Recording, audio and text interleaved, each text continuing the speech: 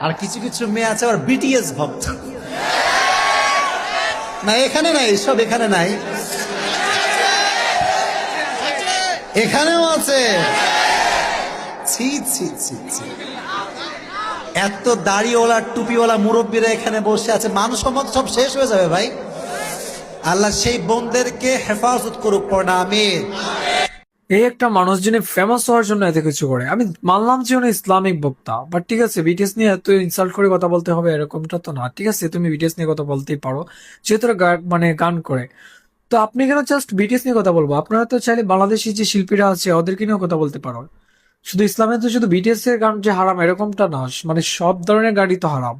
এসব নিয়ে কেন কথা বলে না, মানে বিটিএস এর পিছনে কেন পড়বে? মানে জাস্ট উনি বিটিএস নিয়ে কথা বলে, বিটিএস নিয়ে কথা বলে তো এখানে ভয় পাওয়ার কি আছে? যদি সাহস থেকে ওপেনলি বলেন, ওপেনলি একবার উনি কথা বলেছিলেন, বাট বিটিএস আর্মির ওকে ধুয়ে দিয়েছিল, একেবারে একেবারে ধুয়ে দিয়েছিল।